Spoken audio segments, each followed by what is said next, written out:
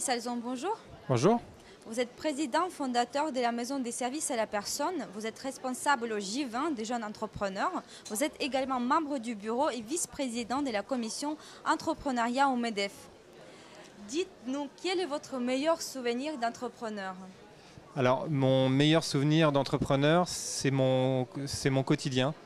C'est-à-dire le fait d'avoir pris la décision en 2005 d'avoir créé mes entreprises et de passer du salariat à chef d'entreprise fait que malgré tout ce qu'on peut endurer comme difficultés en tant que chef d'entreprise, les difficultés de travailler dur, les difficultés au début de ne pas gagner d'argent, les difficultés au début de trouver ses premiers clients, les difficultés de trouver des bons salariés, d'avoir la bonne stratégie. Malgré toutes ces difficultés, entreprendre m'a permis de me révéler et de faire en sorte que je m'éclate dans ce que je fais aujourd'hui.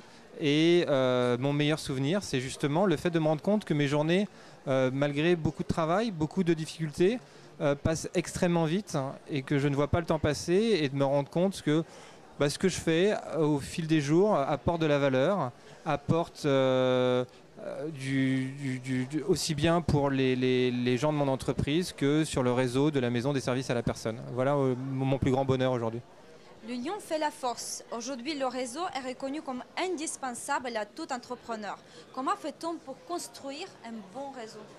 Alors effectivement, je suis intimement persuadé que l'union fait la force.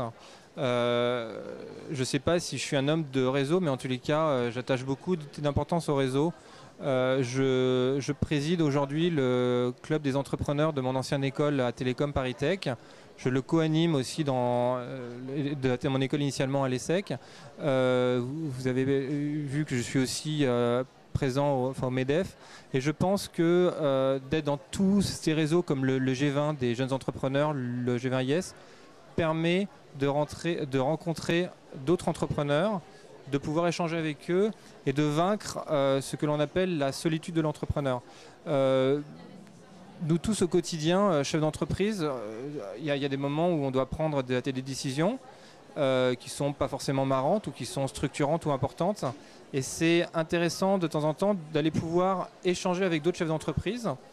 Et je ne fais pas ça pour trouver du business, parce que par rapport à mon métier, ça ne m'apporterait pas grand-chose, vu que je suis sur des prestations de services de confort, ménage, jardinage, assistance informatique.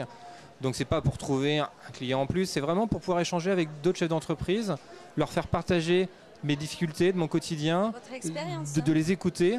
Et de les écouter me réconforte en me rendant compte qu'on a tous les mêmes problèmes. Et en final, on avance tous et c'est très réconfortant. Donc je pense que l'importance des réseaux pour un chef d'entreprise est fondamentale, et il faut aller vers ces réseaux, il faut aller voir d'autres chefs d'entreprise et échanger avec eux, et c'est un vrai moment de bonheur. Est-ce que vous avez d'autres conseils à donner aux créateurs d'entreprises? Alors, pour les créateurs d'entreprises, il y a beaucoup de conseils. Là, on sort donc d'une conférence où on a dit des choses extrêmement intéressantes sur la création d'entreprises, sur les serial entrepreneurs.